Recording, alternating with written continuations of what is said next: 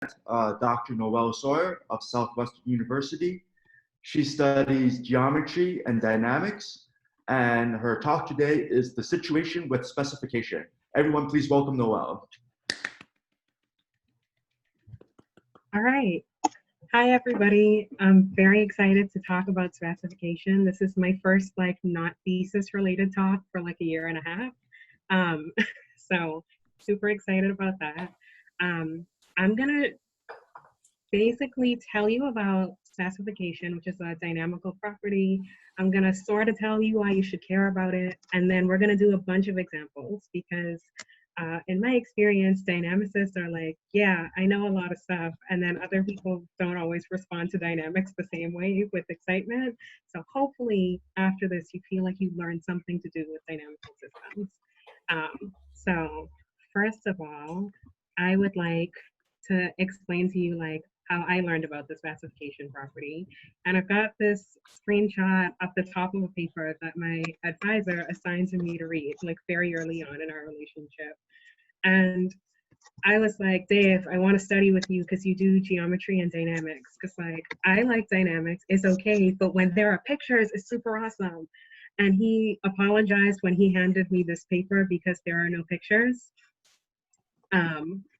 But I'm going to show you that I found a lot of pictures now to go with specification. So if you're ever looking for references, this is totally the way to go. Not that you need to read this paper, but the bibliography also is going to point you in the right direction. So the big question with specification, very vaguely phrased, is where can we find loops that go near things we specify, right? Seems sort of simple, right? What kind of question is this? If I write it in some different ways, right, that maybe look more interesting, I could also ask, where can we find periodic orbits, right? Because once we add dynamics into the system, there's orbits, there's other stuff going on. It's not just loops. And then if you bring geometry into this, you can ask about finding close geodesics that go near things we specify. So just if you're what are we talking about? This is the most basic form of this question I could ask, right? I always use jogging as an example, even though I totally don't jog ever, but you just show up somewhere new. It's 2020, whatever year campuses are fully open again. And you ask people where they like to jog on campus, right? And one of your friends says, hey, there's this totally awesome lake. I like to jog by it. It's cool. And they just show you this blue segment on the map and run away. And they don't tell you what loop they run, right? But your other friend who likes really interesting shaped trees says, I know about 2 trees that look like they've got their hands on their hips, right? Why don't you go jog near them? And they also leave. And you're cool, that's awesome, but I want to run in a loop. Who wants to run and end up 7 miles away from where they started?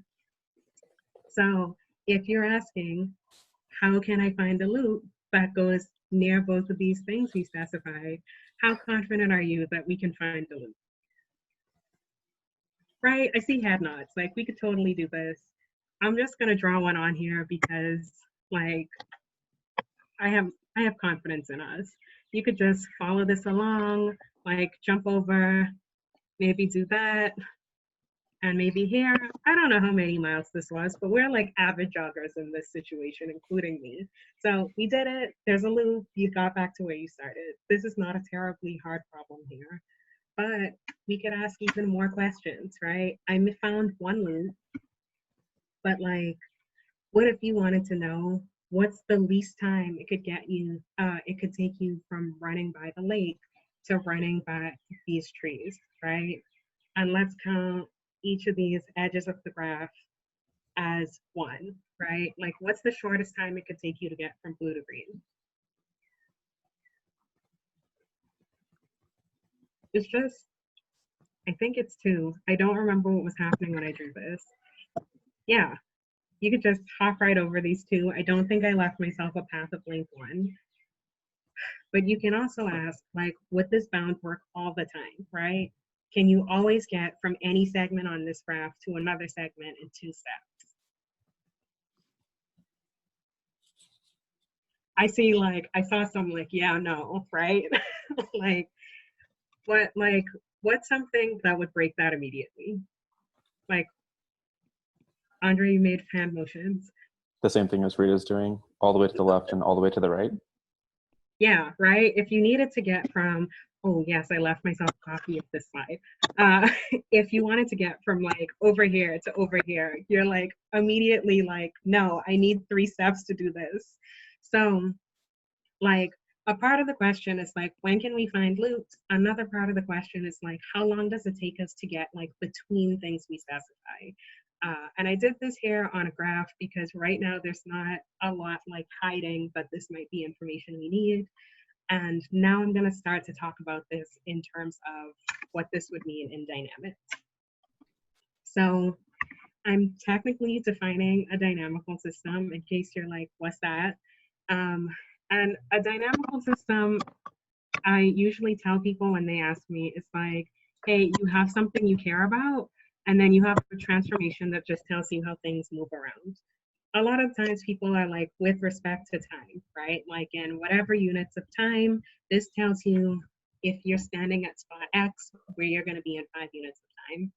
So some examples, you could think about the circle, right? That's a space. Wow, I meant to highlight the circle.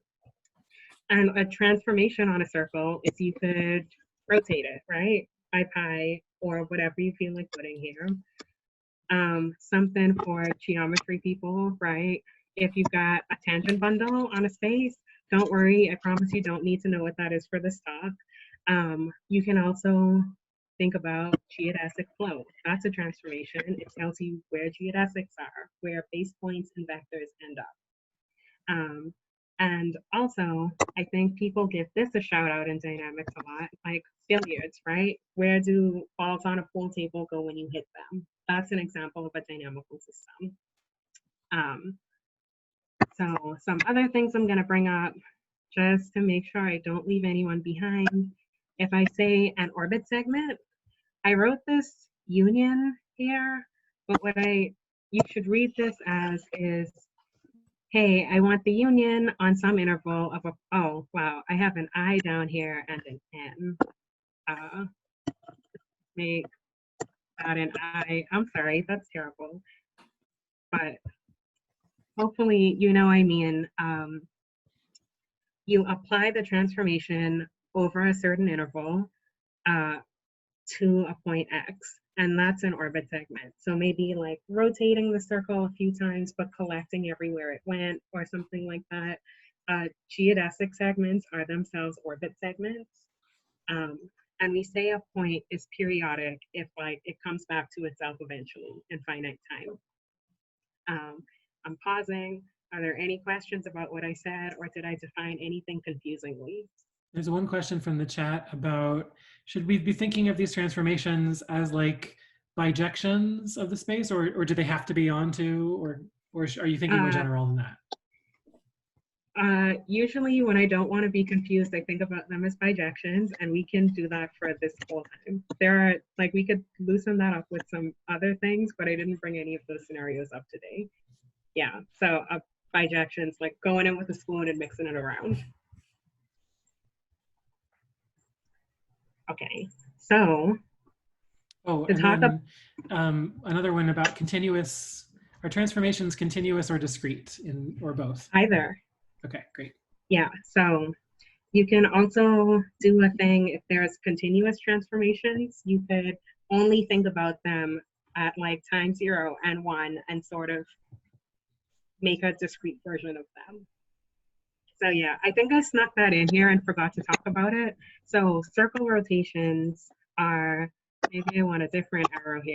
So circle rotations are discrete, but like geodesic flow is continuous.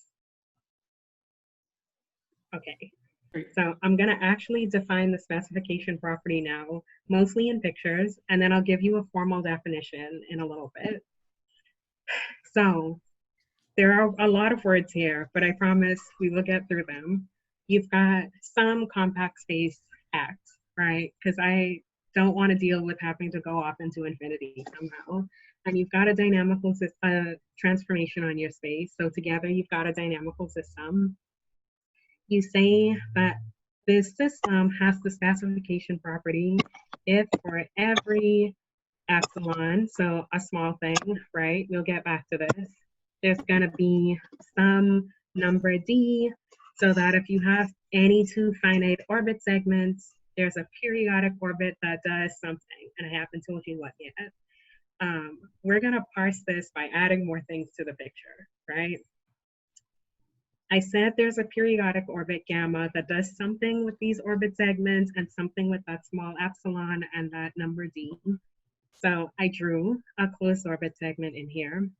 And what is true about this when you have the specification property is that this promises you that this closed orbit you can find so is epsilon close to your first orbit segment A, and it comes epsilon close to your second orbit segment B, and in between, it only takes at most time d to transition.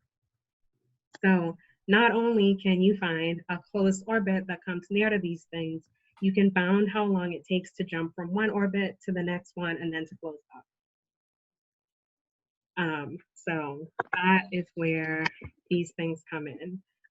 What is really exciting about this to me, in case you're not at all impressed, this bound works no matter what two orbit segments you pick. Like, that's what's impressive about this. That delay time, I named it D for delay. That delay time changes based on how close you need things to be, because maybe if you want it to be like epsilon over 4,000 close, right? Like, you probably need a longer transition time to give yourself a little wiggle room. But like, as of now, I drew A and B here, but I could draw some stuff that's way further away and still have this work. Now, I have a star somewhere in here that I also forgot about.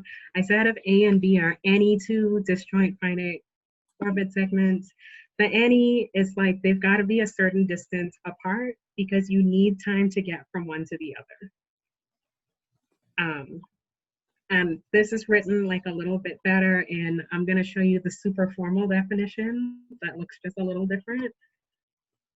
And here I've got A and B, instead of just like naming them orbit segments, I named them as like time intervals, right? And you have a closed orbit, right? I'm saying X is periodic, and now here is all of this notation. I'm not really going to refer to it back like this again because the picture sort of does it way better. What this says is that, like, on your first interval, you're going to be really close to the first point for a while. Then you need some time to get over to your second point, B, that you then follow on interval B. Like, that's what's happening here. If you hate this slide, like, you can forget it and you will be fine for the rest of the talk, I promise. I'm gonna jump forward back to our picture definition, which I like better, and I hope you do too. I'm gonna pause to find out if anyone wants to ask me any questions.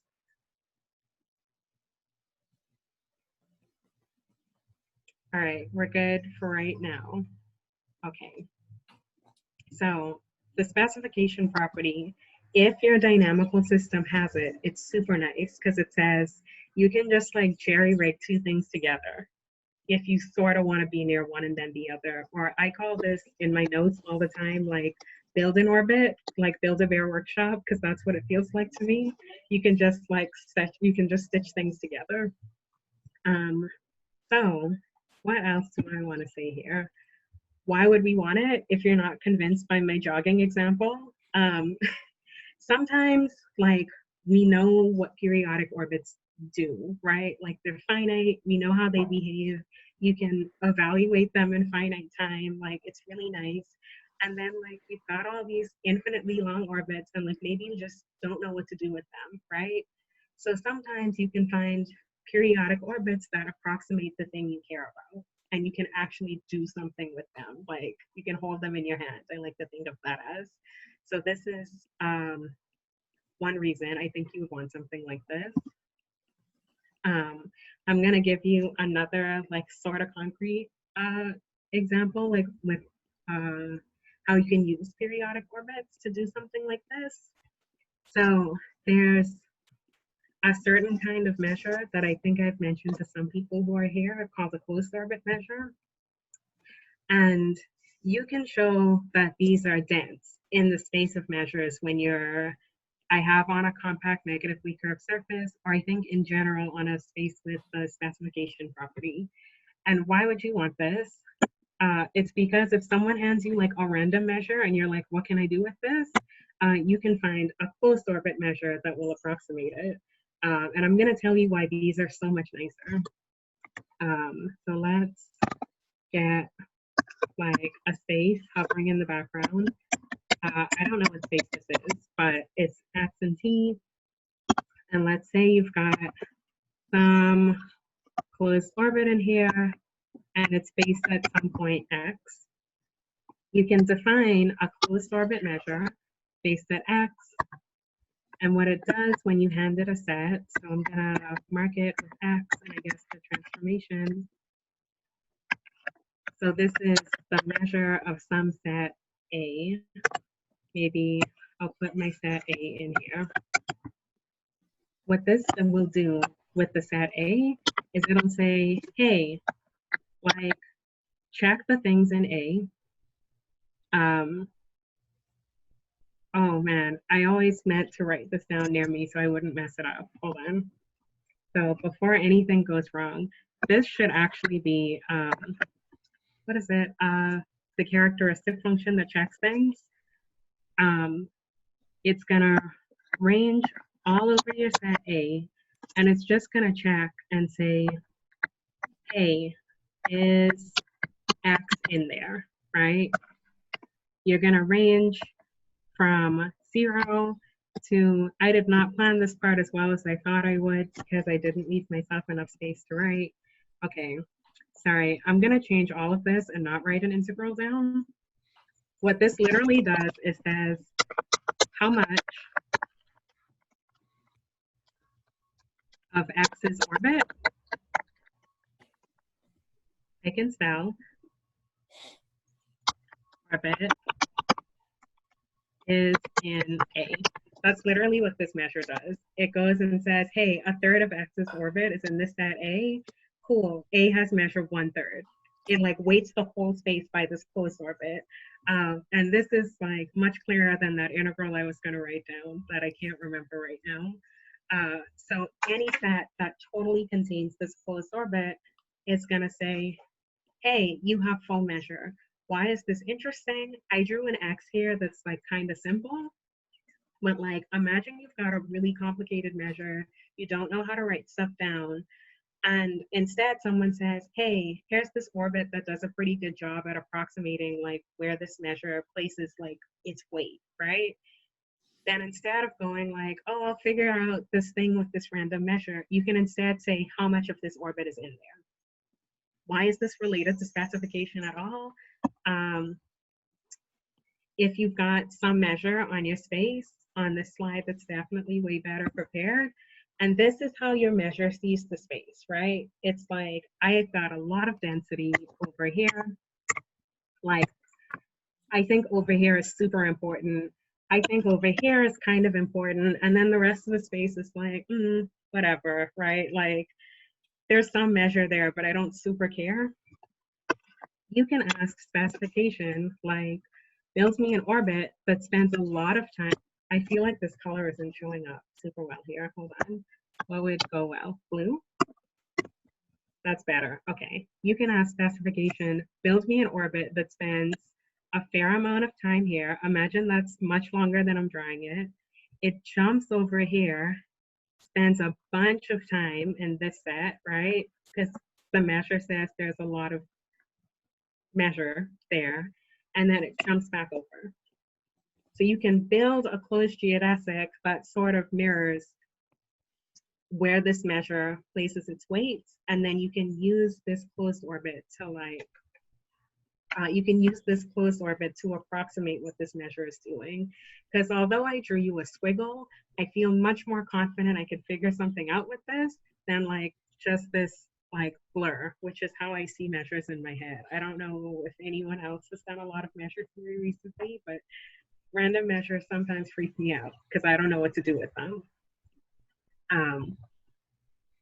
So this is like my ploy for why this might be important over in measure theory.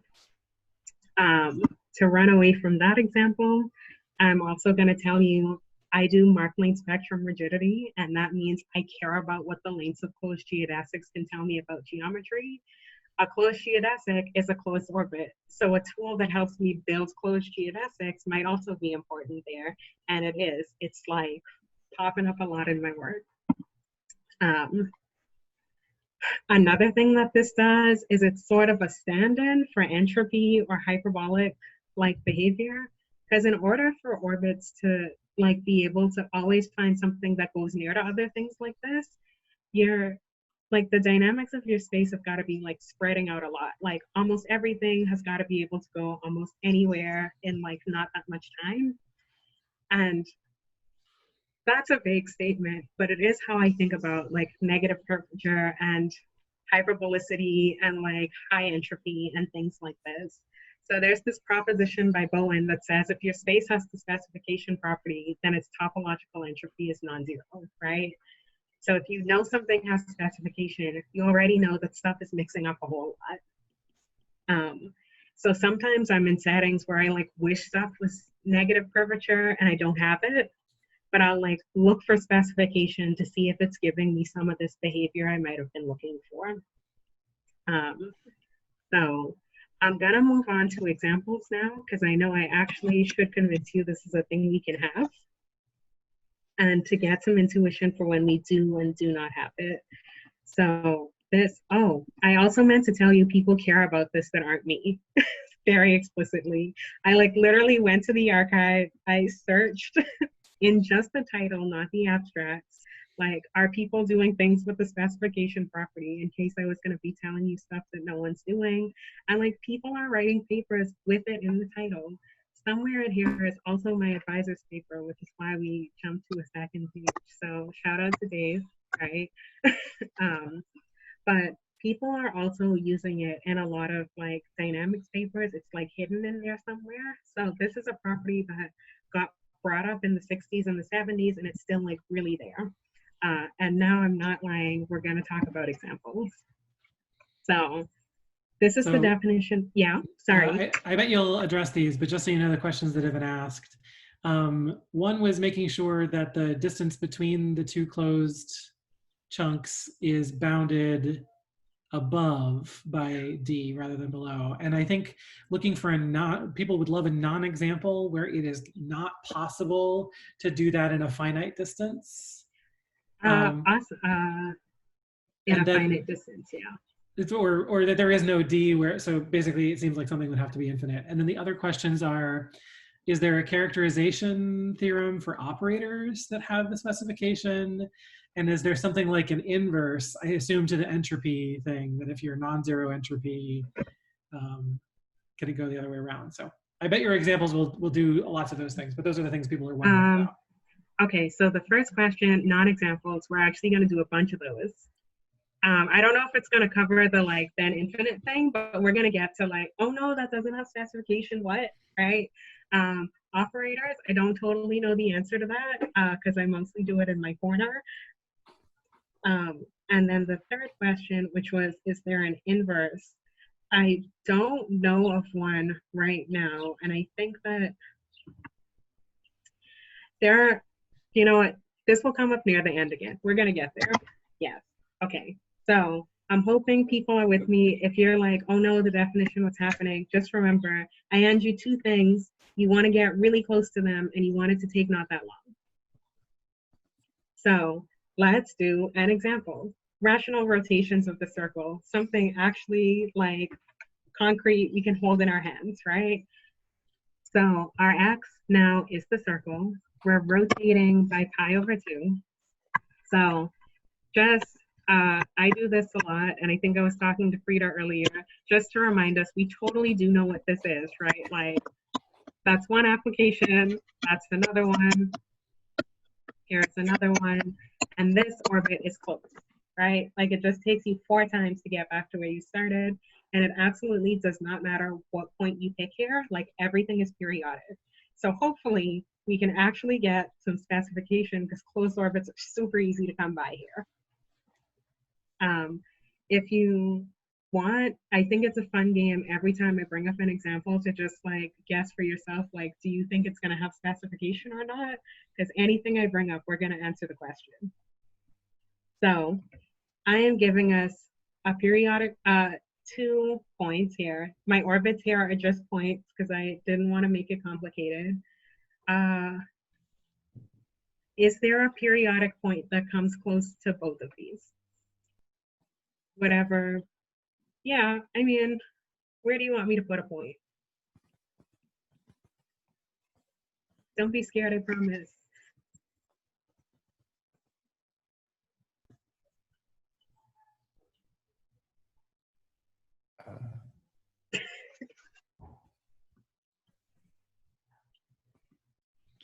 Wait, are we rotating still by pi over 2 or are we rotating by more? Sorry, this could still be pi over 2. Like, I mean, what's a point that's sort of close to both of these at the same time? Right in between them. Pi over 8.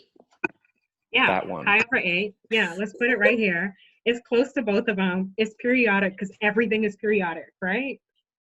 Like, and this actually, this one's almost boring because it's by both of them all at once immediately, or I guess you could technically like run it over, oh no, where does this go? Like here, and then here, and then here, and then it's close to B again, right? However you want to think about this. So this, you can come within pi over 8 of A and B super easily, right? Like we're good, like this is feeling kind of good to me. So now what if I ask like, can we come within like pi over something bigger than 8, pi over 100, right? Like, can I be really close to A and then come really close to B, also rotating by pi over 4? I see some aggressive like head shakes, like, no, Noelle, what's wrong with you? Because like, what happens if I start out super close, right? Like, because I said really close. If I start out here, right, and I rotate, I'm near pi over 4. I'm gonna be somewhere over here. I'm gonna be somewhere over here, somewhere over here, and then I'm back, right? Like, there's no way here for you to get close to B once you've been really close to A. So, although rational rotations of the circles are really nice, right? Like, they don't do the specification thing, which to me is also a really nice property. Like, I can't just tell a closed orbit where to go, and I'm annoyed. So, rational rotations of the circle do not have the specification property. I was going to ask someone this question, but I ruined it, right? So if rational rotations don't work, what about irrational rotations, right? Because like you can like go more places with those. So can I have some like thumb votes for like yes or no? Do you think these would have the specification property? No. Okay, I see confident no's. Why? No periodic points at all. Right. Like, I fixed it by making something that could go everywhere, but there are no periodic orbits here. So apparently circles are just like bad at this. Rotations of the circle. Wait, that was Michelle, I feel like. Thank you. Periodic rotations of the circle are just like super bad at specification. So they're just out. They're out of the game. They're not here anymore. So that is a non-example if people were looking for one. So I'm going to talk about a different kind of dynamical system, and now it's going to be a shift space. Bear with me if you're bored. I just want to remind people or tell you what a shift space is, right? It's a bi-infinite sequence, and I'm only plugging the numbers 1, 2, and 3 in because that's what I decided to do here. So elements just look like infinite sequences of the numbers 1, 2, and 3. And the dynamics on here is a shift. So in order to shift things, you sort of have to orient yourself to like where you think the center is. So usually you have like a zeroth spot. And so to do a left shift, you would have your point X and you shift it to the left, right? So instead of 1 being in location 0, it's now in location -1 under 1 application. Under 2 applications, you've like shift your center. Yeah. Oh, wait, no, I meant to highlight that. You shifted your center 1 over to -1, and then you shifted it over to -2. This might feel weird to you. I often will like put a star and write it like this so it actually looks like shifting to me, right? So your dynamical system here is shifting. You just move stuff over. In order to think about like, can we have specification here? We have to talk about what closeness means. One thing about shift spaces that always like confuses me, or that I'll forget when I want things to be close. I feel like when I shift it, it should still be close to itself, right? Except it is not. Shift spaces care about like what's happening at 0, and then what's happening at 1 and -1, and then what's happening at 2 and -2. So you cannot be close if you're not the same at 0. So the exact distance I put on this is like 1 over 2 to the n, and this n checks like where are your 2 sequences different first. And first means like, where is the closest place to the 0th position your sequences are different. So for these 2 I have here, they're the same at 0. They're the same at -1. They both got 3s there. But then at 1, my first one's got a 2 and my second one's got a 3.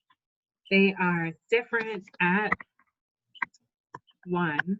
And so the distance between these is, well, not a less than. The difference between these, the distance is 1 over 2 to the 1. So check where they're different first, and then do 1 over 2 to that place. That is what distance is here. I'm gonna keep track. You don't have to. I'm gonna bring this up again, like as it becomes more important. I brought this example up because I really want to know, do shift spaces have specification, right? Like you're shifting stuff along. I don't know if this is like more interesting or less interesting than rotations of the circle, but I would really like it to have the specification property. So can I have like some thumbs for this one, right? Like, how are we feeling? Wild guesses.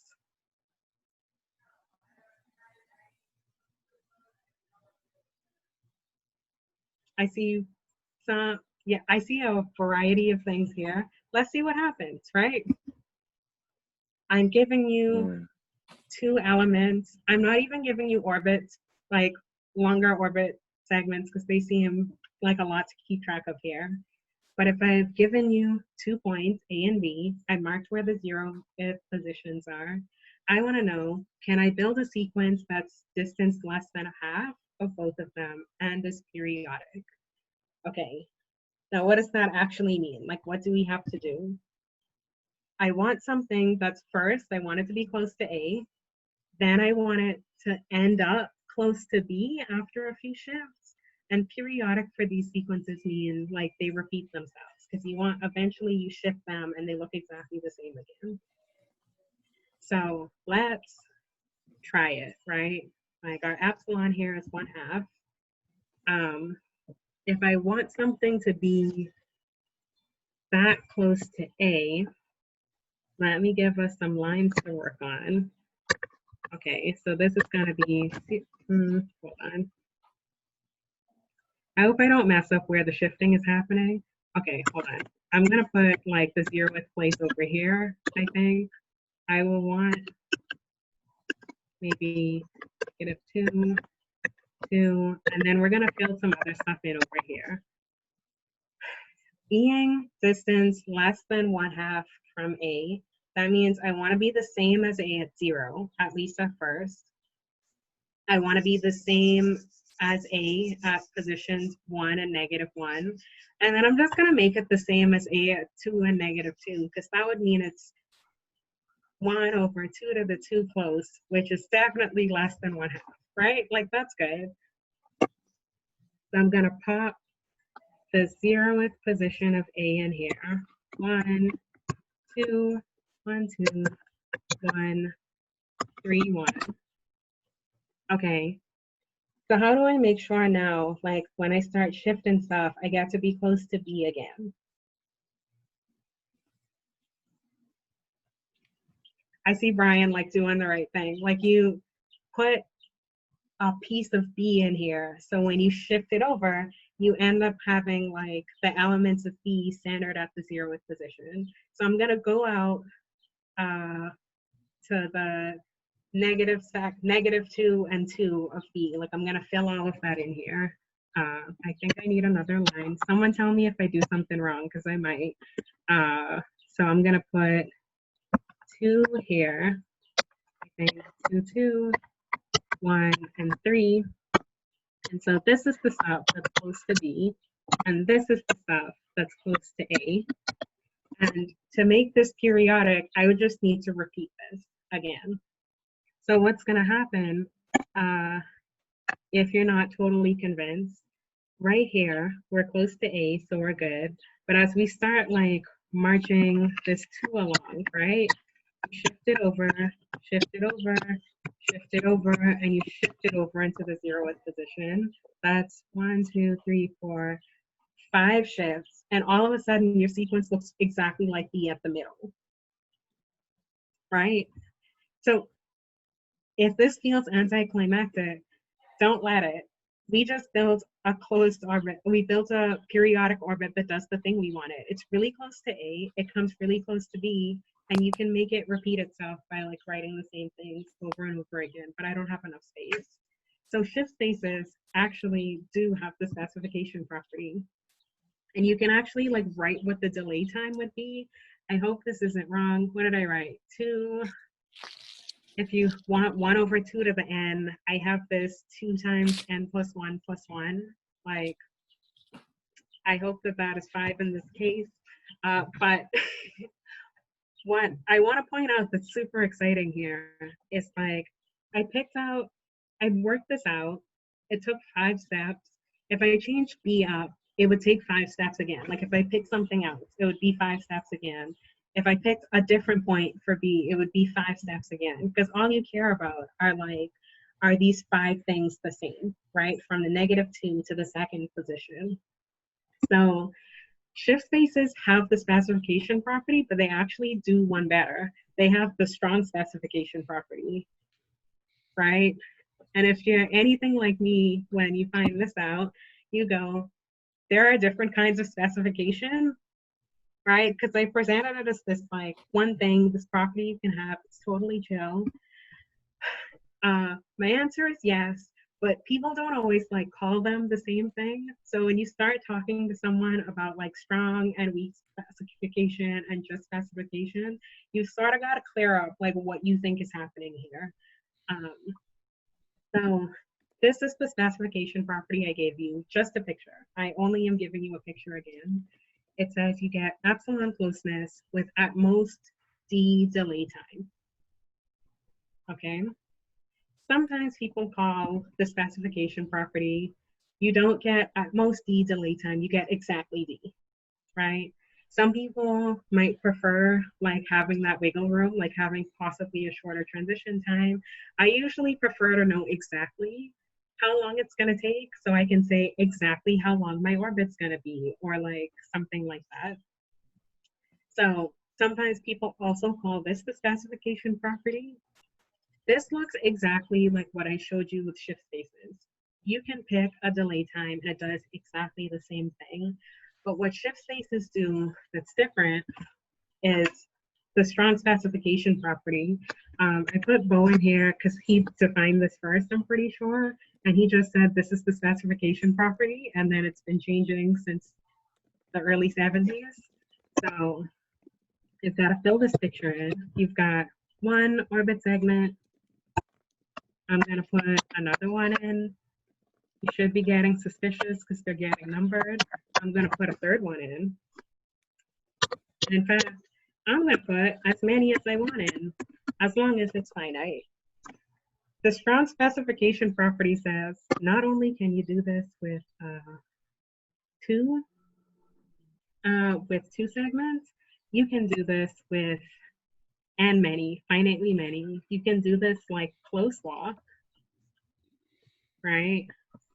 And you can have epsilon closeness at every point, and also you get exactly the delay time. Oh, this does not look like an equal. Okay, you get exactly the delay time again. So this is why it's strong. Not only can you do it with two things, you could do it with as many as you want.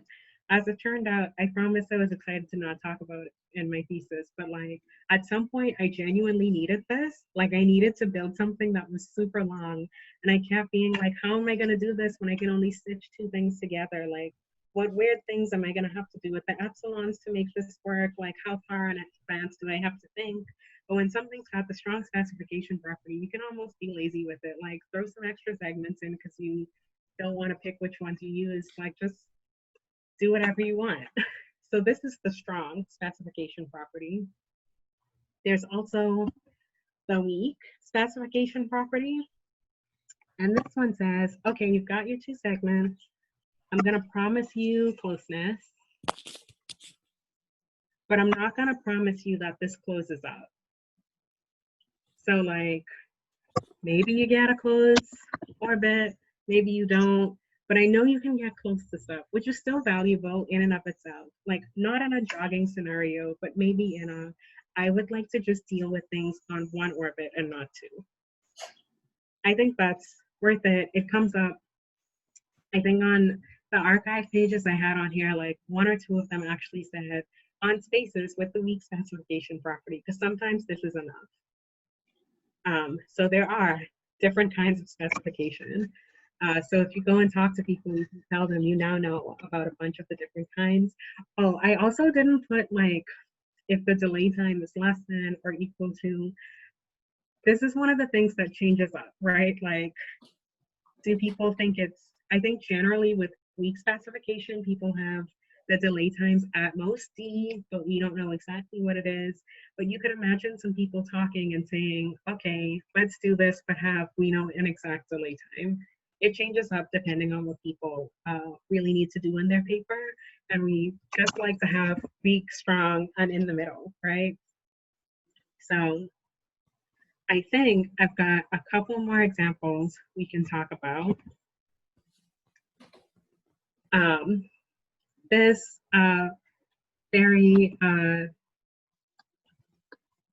this picture here, I want to talk about a system that's not ergodic. And ergodicity, like for our purposes, is just some of our dynamics here, like stay on the outside.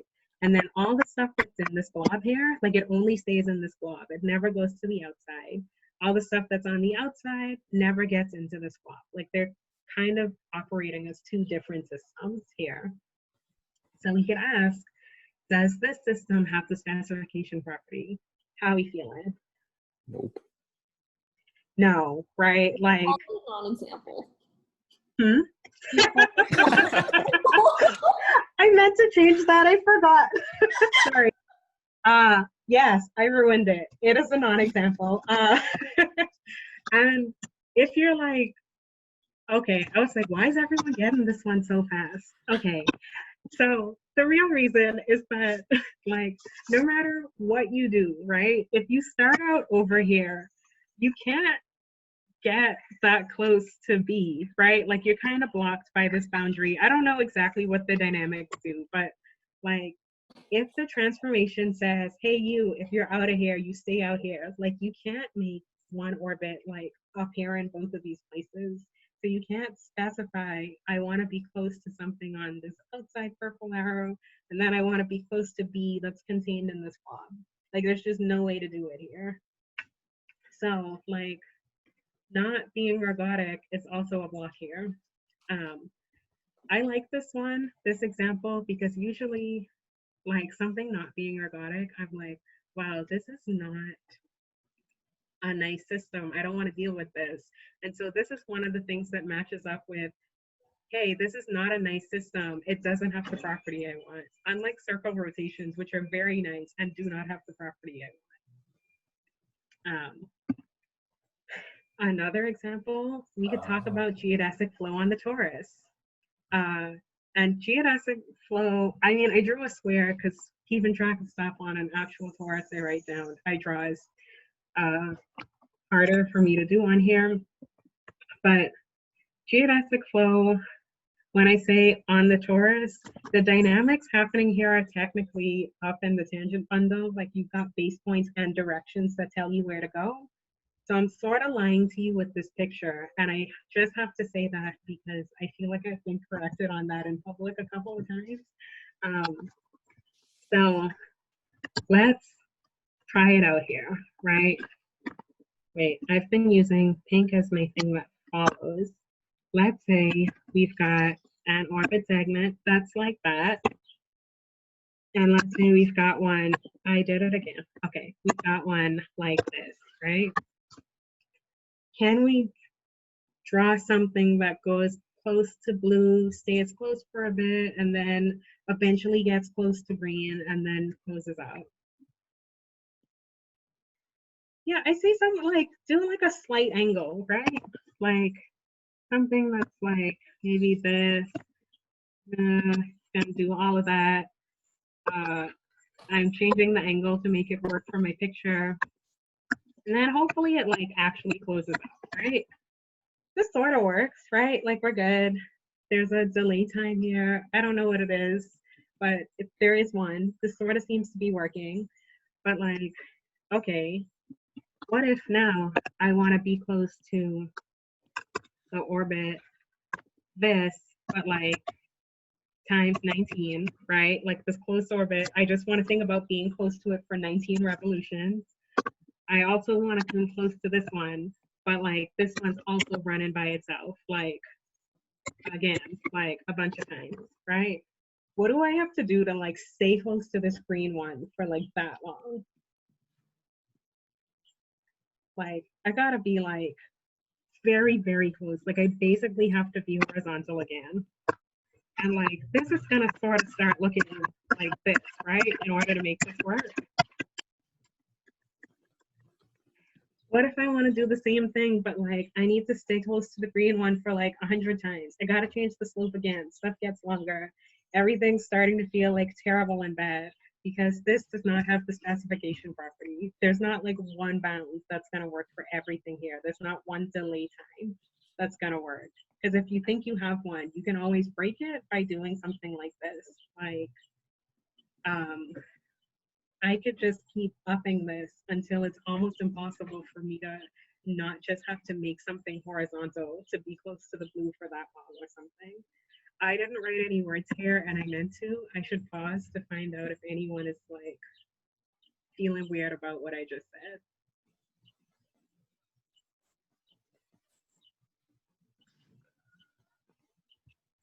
So there were some questions about A and B, and I think this example helps with that question where the previous examples, A and B, were all points, but here they're more, but the properties that A and B have to have, like, are they just random subsets? Or I'm not sure I really understand what closed orbit means. Is it just transformation? So there are some questions there about those properties. Right, so I should have actually drawn a torus here, I'm sorry. So here, right, oh, maybe even a better torus to make this like work out. So A and B, they don't have to be closed. They just have to be a closed orbit. Wait, no, I'm answering too many questions at once. A and B just have to be some orbit segment. Like I don't care if A and B close up themselves. I think I just drew them that way on the torus because it helps me to think, to not have like a weird floating line in a square. So I drew like a sort of like one of these, right? Like a closed loop on here.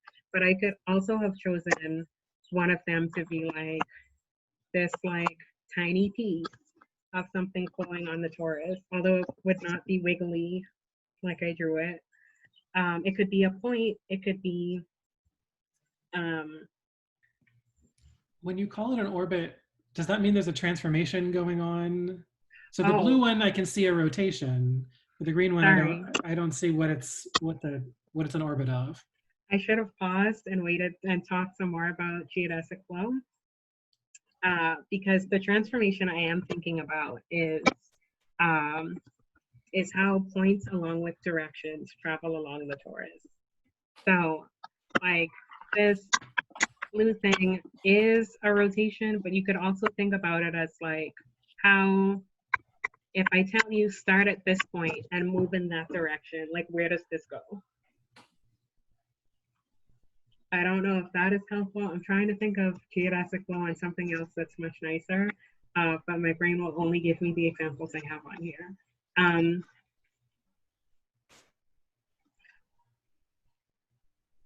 Oh boy. So can you tell me what the question is again so I can fix it instead of rambling? Would somebody, Allison, would you like to ask that one out loud? Oh, I'm happy with it being answered. I was confused. Oh. A and B were, but I feel good about it now. Thank you. Okay, sorry. I'm glad I could fix it, especially before I say more things about geodesic flow. Yeah. Were there other questions? I think I forgot how the quantifiers work. So it's, are you given this orbit segments beforehand, or is epsilon like a thing for the whole space? I forgot. It's a thing for the whole space. Okay. And that's why the example of, if you choose these horizontal segments on the torus or on the square that you've drawn, if you choose periodic orbits that just wrap around a bajillion times, then there is no uniform epsilon is the issue. Yes, there is not. Well, sorry, hold on. D, there's, right? Yeah, there's no uniform delay time. So you the way this works is you go, how close do you want to be? And you write that down. And hopefully there's some delay time that will always allow you to come that close, delay for time D, be that close again, delay for time D, and close up. It's like the difference between, you want, what's it called? Uniform convergence, right? Oh boy, all right, measure theory class.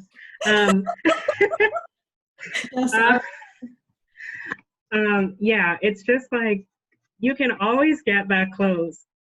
It's just, can you always do it is there a bound that always works? And the answer here is no, there is not always a bound that works. Whenever I'm close to A, if I want to be close to A, epsilon close, does that mean that at some point I have to be that close to every point in A? Does it have to be like all in a row, or can I like swoop in, be close to part of it, go away, come back and be close to some other part of it? The way I've defined, I want to do it all at once, but I mean, there's probably some scenario where what you're saying is totally fine, right? Especially if A is like super long, right? It's probably fine if you do some of it and you like wander and come back. Because if your goal is to just be close sometimes, that might work. I haven't actually thought about that. I do have to cover every point of A, getting epsilon close to it at some point in this new orbit I'm making. Yes. Cool, thanks.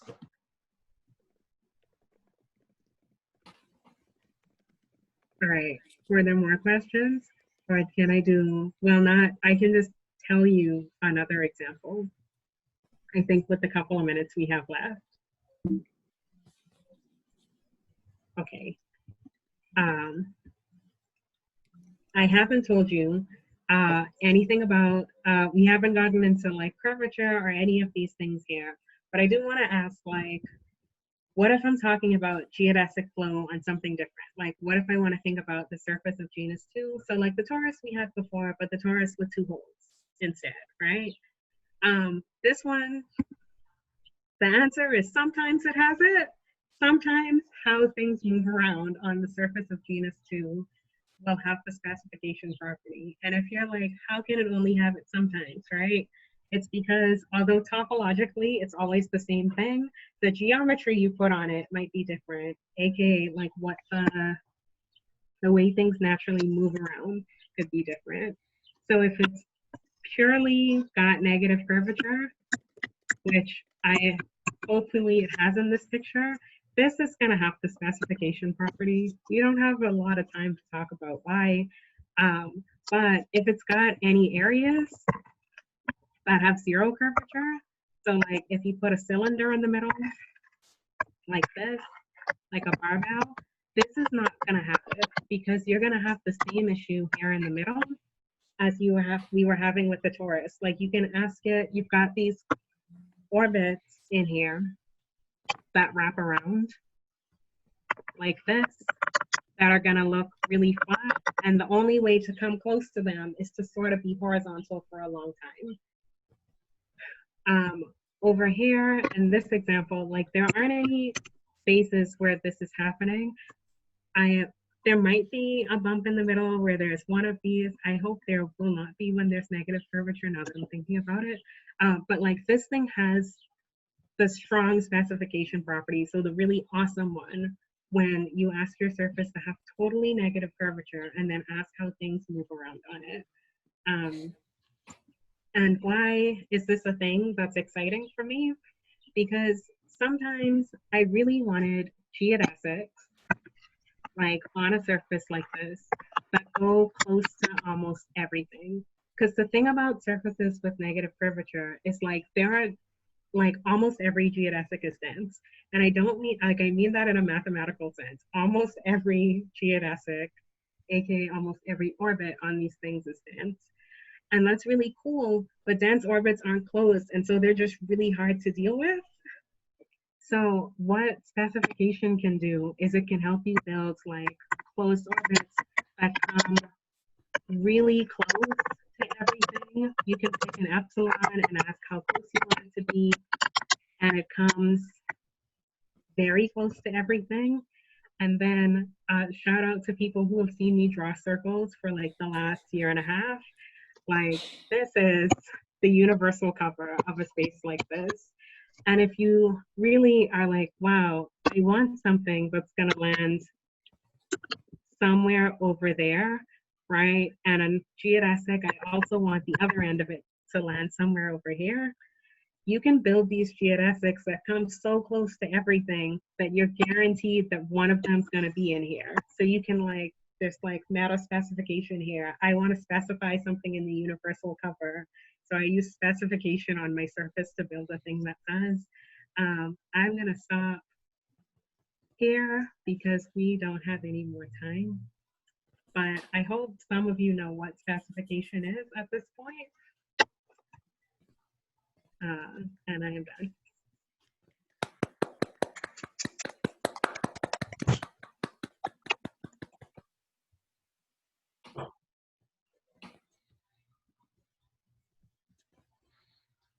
Deanne, are you still there? Yeah, great. Hello? Yes. Does anybody have any questions? Or I should say, did anyone already ask a question I promised to answer and then never actually did?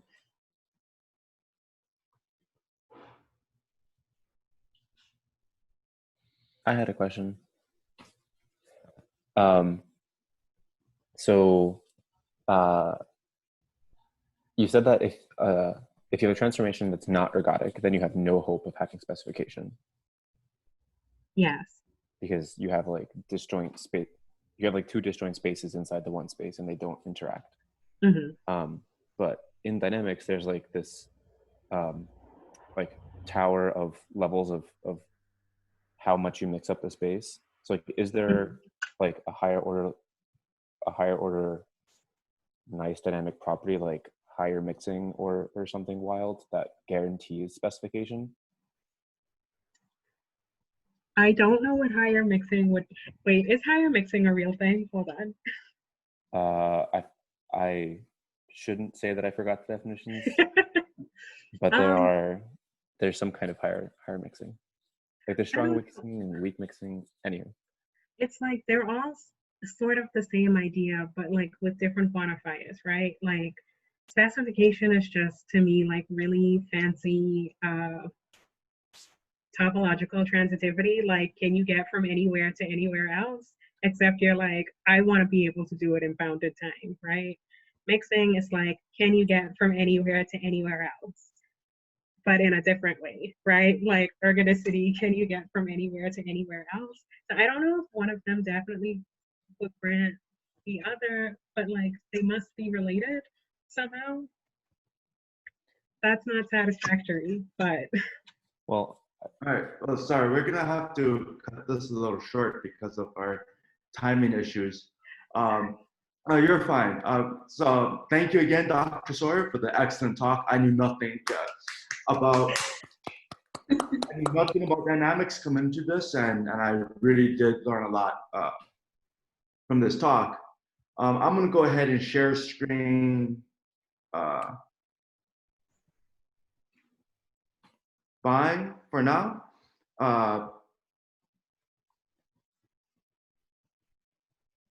Just to point out, Dr. Rosario is not with us right now, but next week, Hector Rosario will be joining us to talk about mathematical outreach and explorations of social justice around the globe. Same time, same place.